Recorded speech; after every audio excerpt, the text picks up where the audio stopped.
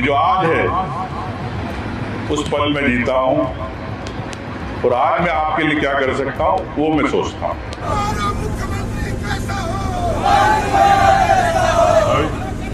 अभी 2028 बहुत दूर है।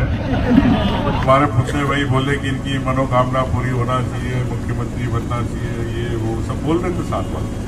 मैंने पंडित जी को कहा कि मेरे मन में सिर्फ एक ही भावना है कि अंतिम सांस तक लोगों की सेवा करता रहूं, जन सेवा करता रहूं। आज मैं जब नर्मदा मैया के दर्शन कर रहा था मंदिर में, तो आप देख रहे हो, आपको 3,000 रुपए लाडली बहना की बात करी थी। लाडली बहना के 3,000 नहीं मिले, 1,250 रुपए मिले।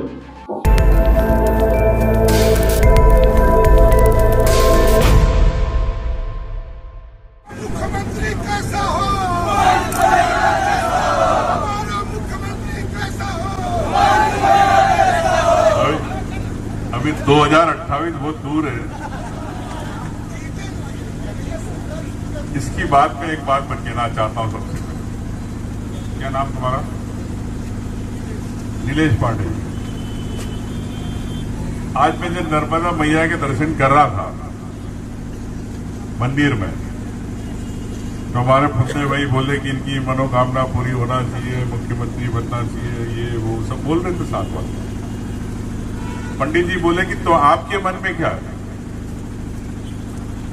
मैंने पंडित जी को कहा कि मेरे मन में सिर्फ एक ही भावना है कि अंतिम सांस तक लोगों की सेवा करता रहूं, जन सेवा करता रहूं। और ये ममता जानती कि मैंने उन्हें नहीं कहा कि मुझे मुख्यमंत्री बनना। भाग्य की बात है, अलग बात है, क्या होना है मैं इस पर विश्वास नहीं रखता हूं। आप देख रहे हो, आपको 3,000 रुपए लाडली बहना की बात करी थी। लाडली बहना के 3,000 नहीं मिले, 1,250 रुपए मिले। जब चुनाव आएंगे तो कर देंगे, लेकिन 5 साल आपको लूट लेंगे। अब बोल रहे हम लाडली बहना को दे रहे हैं, लेकिन गांव में डीपी नहीं दे रहे, सीमेंट कांक्रीट रोड नहीं दे रहे, गांव में सड़कें नहीं दे रहे, अस्पताल नहीं दे रहे, डॉक्टर नहीं है अस्पतालों में, स्कूल की हालत कैसी है वो आपको पता है, किसानों को खाद नहीं। लेकिन 1,250 रुपए बहनों से वोट तो लेंगे, लेकिन हम ना बिजली देंगे, ना सड़क देंगे, ना पानी देंगे, ना खाद देंगे। ये भारतीय जनता पार्टी का एजेंडा है। इस बात का आपको समझना है। साथियों, मैं आपसे यही कहना चाहता हूं, ये लड़ाई आपकी लड़ाई कांग्रेस पार्टी मजबूती के साथ लड़ रही है। हम सब जितने मंच पे बैठे हैं ये आपकी लड़ाई लड़ रहे हैं। तो मैं आपसे कहना चाहता हूं, ये लड़ाई को मजबूती के साथ, ताकत के साथ हम सबको मिलकर लड़ना है, क्योंकि अब पूरी प्रदेश की जनता समझ रही है कि भारतीय जनता पार्टी जा रही है। 2028 में कांग्रेस की सरकार बनेगी। ये आपके पुष्पराज में बोल के जा रहा हूं। में जो आज है उस पल में जीता हूं और आज मैं आपके लिए क्या कर सकता हूं वो मैं सोचता हूं। साथियों, हमारे साथी विधायक पुण्यलाल जी मार्को जी, हमारे साथी पूर्व विधायक सुनील सराफ जी, जिला कांग्रेस के अध्यक्ष नवनीत गुड्डू चौहान जी, रमेश सिंह जी, पूर्व उम्मीदवार पूर्व जिला अध्यक्ष बहन प्रीति सिंह जी अध्यक्ष, समस्त ब्लॉक कांग्रेस के अध्यक्ष, पंच सरपंच, जनपद सदस्य, पार्षदगण, जनप्रतिनिधि और पत्रकार बंधु और जो दूर दूर से पधारे सभी साथियों, सब ग्रामीण जन, किसान भाई, मैं इतना ही कहना चाहता हूं। थोड़ा लेट हो गया, 1-1.5 घंटा, लेकिन सराफ जी कह रहे थे कि पानी बहुत गिर रहा था।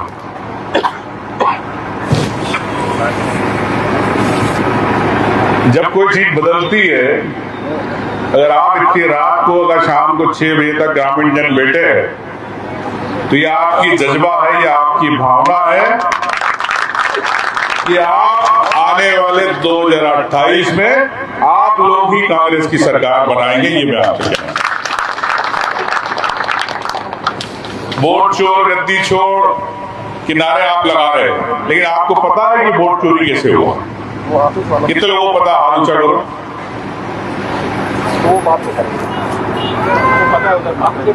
क्या पता, बताओ।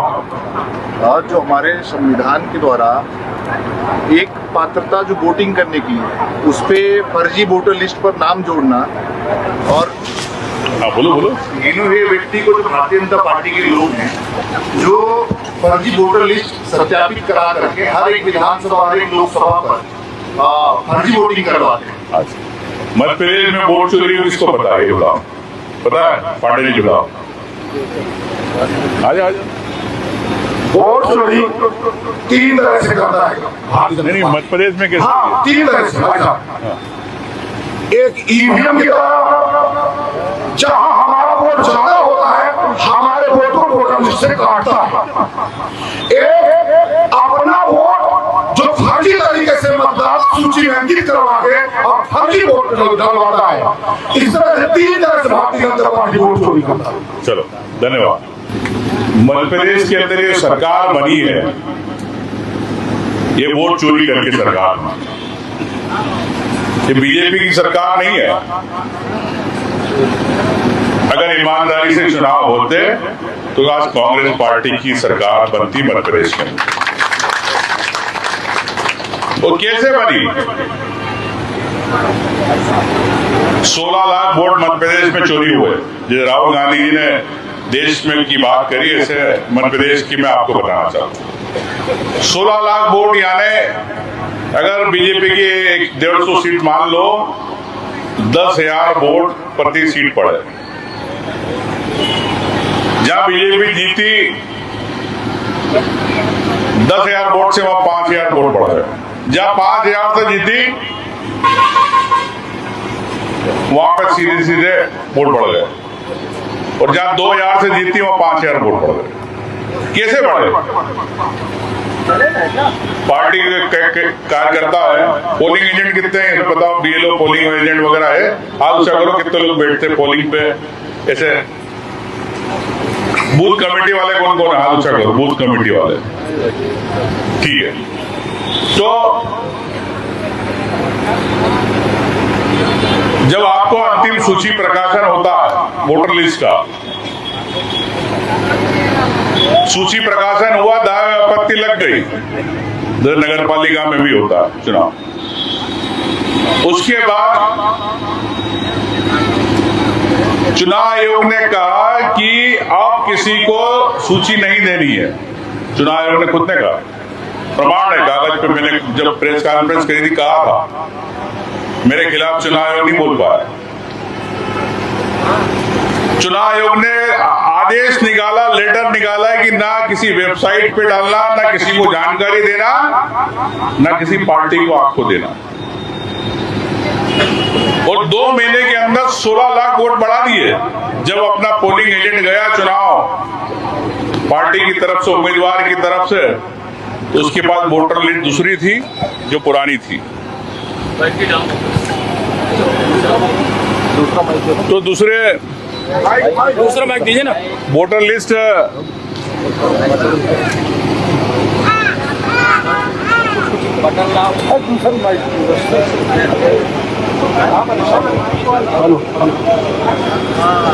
तो वोट जब वहां पे गया, वोटर लिस्ट लेके बैठा हुआ इलेक्शन एजेंट, पोलिंग एजेंट, उसकी सूची दूसरी थी और पीठासीन अधिकारी की सूची। उन्होंने अपने हिसाब से वोटिंग करा ली, ये कट गया नाम, ये जुड़ गया सूची में नाम। ऐसे पूरे प्रदेश में 16 लाख वोट, यानी 27 सीटों पे मैंने किया, जहां पे भारतीय जनता पार्टी ने आखिरी के 2 महीने में वोट बढ़ाए और ये फर्जी सरकार बना ली। फर्जी जनादेश की सरकार, ये आपकी सरकार नहीं है, जनता की सरकार नहीं है। भारतीय जनता पार्टी की लगभग 25 साल की सरकार के अंदर आज भी विकास कार्य अधूरे। कई जंगल की जमीनों के पट्टे अभी तक नहीं मिले। बिजली की बात है, पूरे प्रदेश में दिल्ली में बिजली तक जाती है। मेट्रो ट्रेन आपकी इधर से चल रही है सब, यहाँ जितने भी आसपास जितने पावर प्लांट है, लेकिन आपके क्षेत्र में बिजली हमेशा नहीं मिलती होगी। 24 घंटे बिजली मिल रही सबको? जोर से बोलो। नहीं मिल रही। और 25 साल से सरकार नहीं सुन पा रही तुम्हारी बात। जब मंत्री कोई आएगा तो बोल देगा 24 घंटे बिजली मिल रही हर गांव, हर मजरे में। मैं दावे से कह सकता हूं कि हर मजरे, फलिए के टोले के अंदर तुम्हारी 24 घंटे बिजली नहीं पहुंची होगी। पहुंची? हाथ ऊंचा करके बताओ, पहुंची कि नहीं पहुंची? नहीं पहुंची। लेकिन सरकार के मुख्यमंत्री, सरकार के मंत्री भोपाल में विधानसभा के अंदर जवाब देते कि हमने हर गांव के अंदर 24 घंटे बिजली करा दी, हर गांव के फलिए में बिजली करा दी, हर गांव के टोले में, हर मोहल्ले में हमने 24 घंटे बिजली करा दी। झूठ बात करते हैं। मैंने कहा मुख्यमंत्री जी को कि अगर आपकी बात सच है, आपके मंत्रियों की बात सच है, तो मुझे प्रमाण दो कि हर गांव के एक छोटे से मोहल्ले में, टोले में बिजली पहुंच गई है 24 घंटे। अगर आप प्रमाण दोगे तो मैं इस्तीफा दे दूंगा। ये बात कही मैं। तो ये इस्तीफा क्यों? तुम्हारे लड़ाई तुम्हारी है, पद तुम्हारा है, आवाज तुम्हारी है, समस्या तुम्हारी है। ये आवाज आपकी आवाज,